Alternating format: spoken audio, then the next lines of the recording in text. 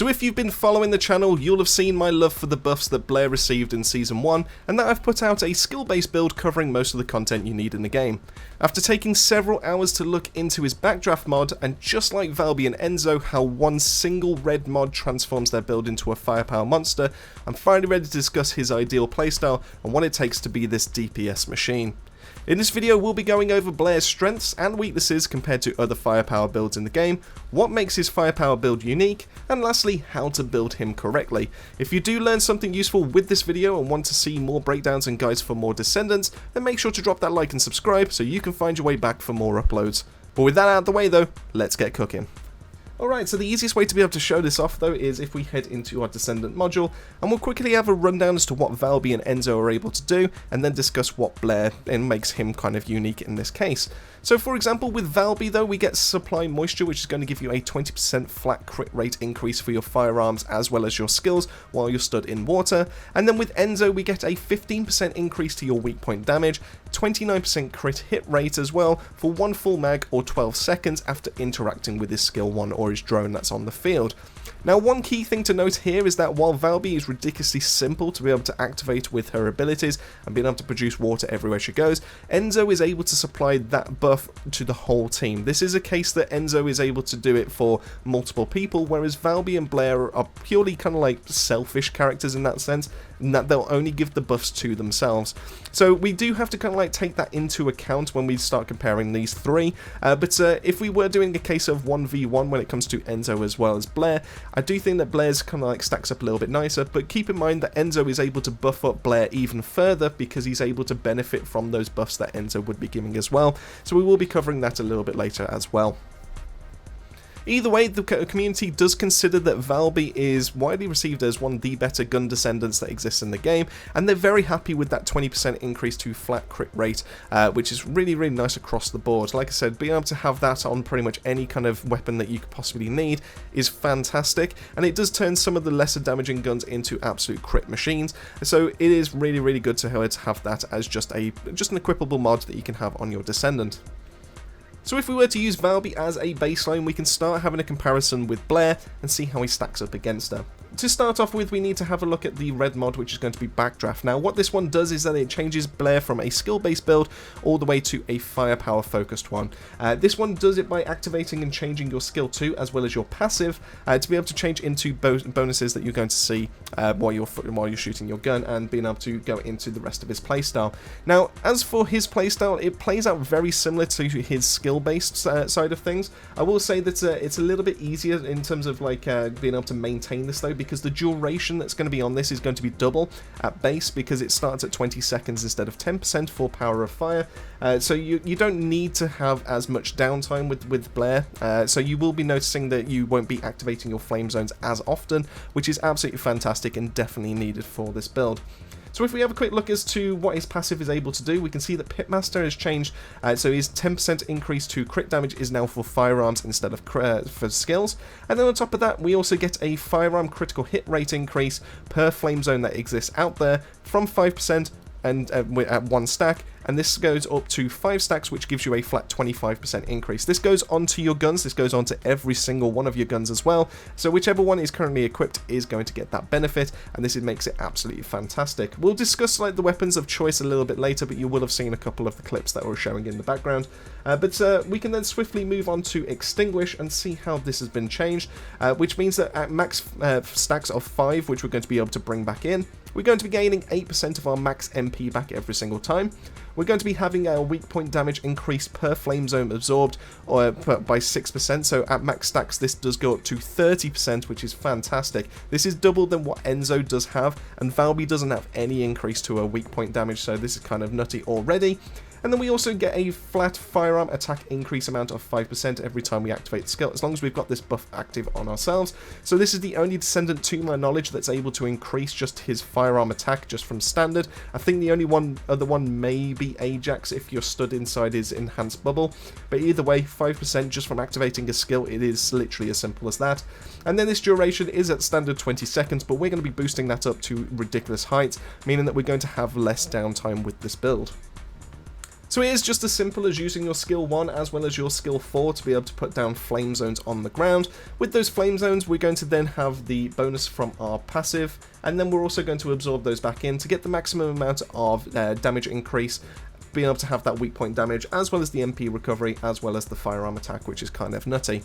So we do this through a combination of a few different ways when it comes to the builds. This is currently how it is set up. There is one change that I would recommend, which I'm going to recommend putting another catalyzer in and discussing that just after the rest of the build. But as for how this currently works, we want to go maximum into cooldown, so we do this through MP conversion, we do this through nimble fingers, and we also do this through things like focus on fire. Now this gives us a little bit of damage increase to the rest of our skills, so because we're going to be putting down flame zones, we might as well use those for extra damage over time. We might as well use that for just help soften up some enemies while we're then going to be blasting them down with any of our guns. On top of that, we also use multi-talented. Multi-talented is absolutely fantastic for Blair, because it almost feels like it's designed for him. When using a dimension active skill, our skill cooldown is reduced by 20.5% for 5 seconds. This means we can get our ultimate back ridiculously quick. It means that we get our blaze up back ridiculously quick. So if I actually show this off, so if I activate our blaze up, you can see that our ultimate is down to 13.6 seconds, and you can see that our blaze up is now down to 1.4. Because of how long the cooldown, the animation is with Blair when he activates this skill, you're essentially able to, by the time you've actually chucked this ability down, your cooldown would have been back for that stack, which means that you can just essentially just keep littering the battlefield with as many stacks of this as much as you want, and you don't have to worry about it apart from the MP cost. But essentially you're able to get yourself set up with your skill 1 as well as your skill 4 as easily as you want.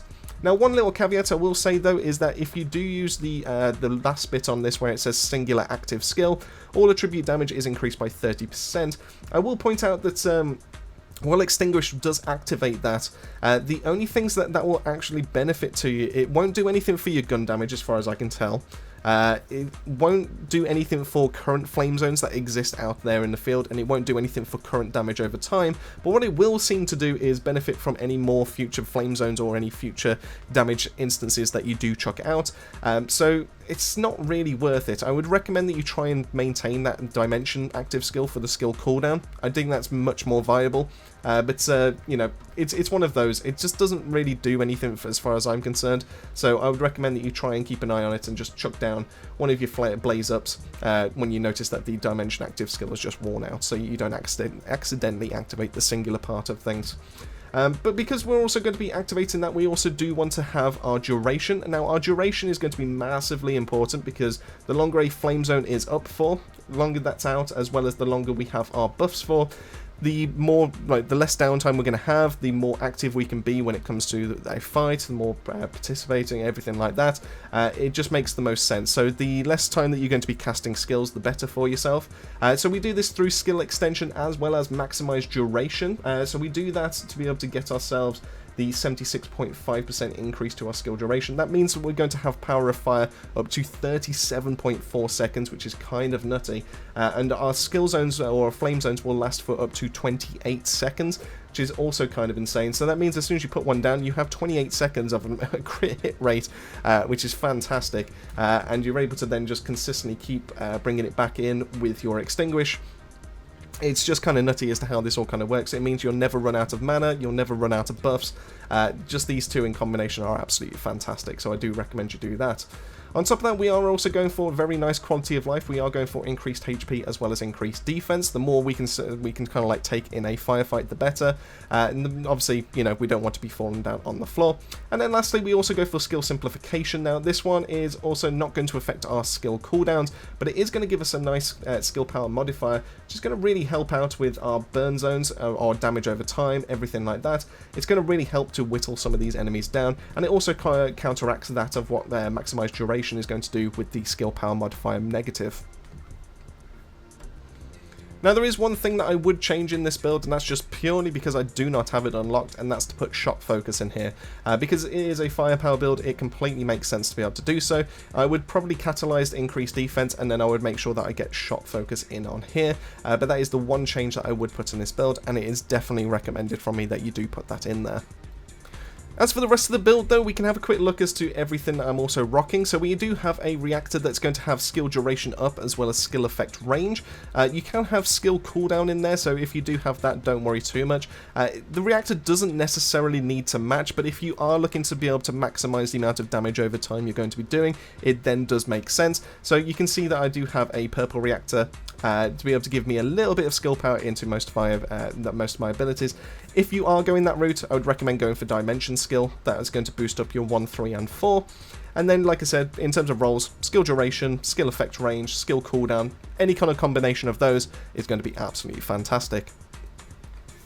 Components wise, this gets a little bit tricky, so as it currently stands, I am using a 2-piece into the Tomb Vanguard set so that I do have a little bit more defense, but you can rock the Annihilation set if you want to. The reason why I'm a little bit hesitant about the Annihilation set is because it requires you to get low on health, and we don't really want to be going that route with Blair if we can help it.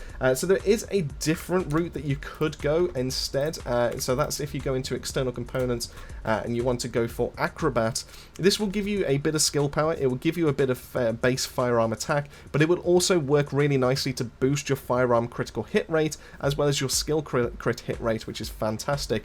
The other option I would recommend is actually going to Veteran. I've yet to get a proper set of these two, so you can see that I'm currently farming for these, but either one of those are going to be probably best in slot, I think, because due to the boost that you're going to be getting, it doesn't matter how if you're low on health or anything like that, you're going to be getting that boost, and especially if you're going into Colossus fights, you're not going to be wanting to be low health, so being able to get things like this that are going to be boosting up your crit rate, boosting up your firearm attack and your weak point, or also just when it comes to your acrobat, then to be able to boost your crit hit rate that far, it makes sense to be able to go for that. If you're going into gluttony fights, you're never really going to be low health, you're either going to be alive and well, or you're going to be dead on the floor, so being able to go for one of these two sets does make the most sense in my opinion.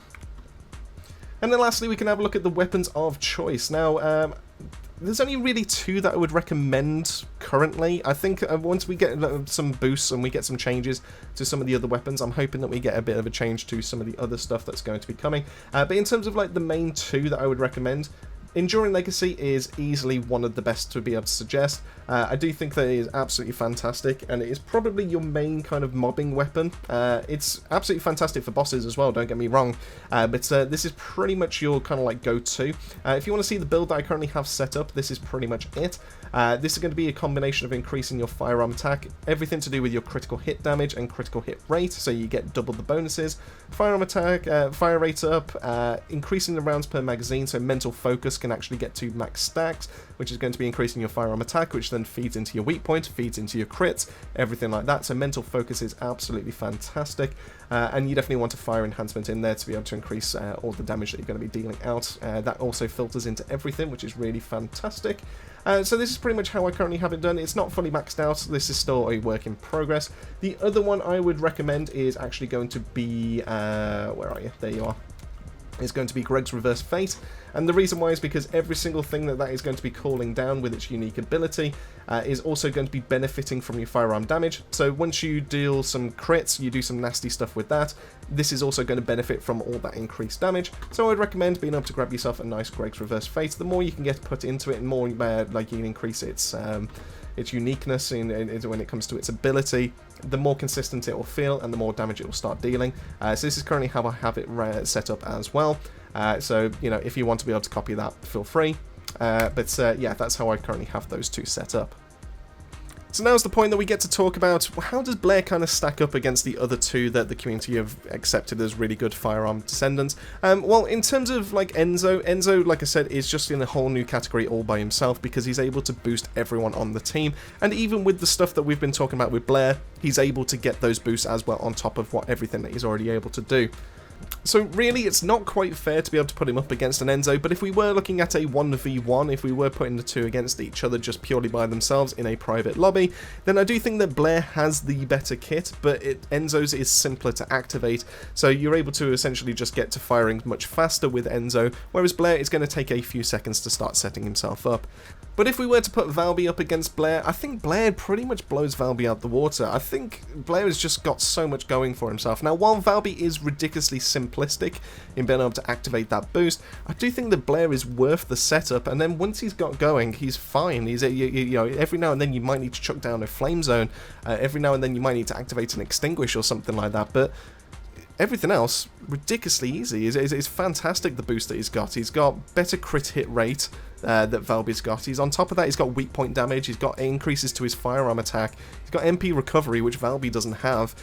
So he pretty much just kind of is better than Valby in every single way. Like I said, the only downside is that you do have to maintain it, whereas Valby is ridiculously simple to get going. So I wouldn't be surprised if we start seeing some Blairs pop up in some more lobbies when it comes to like Gluttony or anything like that. I do think that Blair has definitely got some of the has got the makings of a really good kit to be able to actually start making its way into sort of like probably into contention for some of the better FireArm descendants. But with all that, it pretty much brings this video to an end. Personally, I'm a huge advocate for FireArm Blair, as he does boast some of the best DPS in the game once he is set up, but admittedly, that setup does come at the cost of sustain or ease of play compared to the other big contenders. That said, if you master Blair and spend the time learning his kit, he really is a force to be reckoned with, and I wouldn't be surprised if we start seeing more pop up alongside some Enzos or even a gun damage boosting Luna. So this is the section I want to hear from you. How are you finding the first Descendant? What are your thoughts on Blair? And do you think his firepower boosts make him viable? Let me know all that and more down below. Massive thank you for making your way to the end of the video, and as I always say, keep yourself safe, keep yourselves well, I'll see you all on the next video.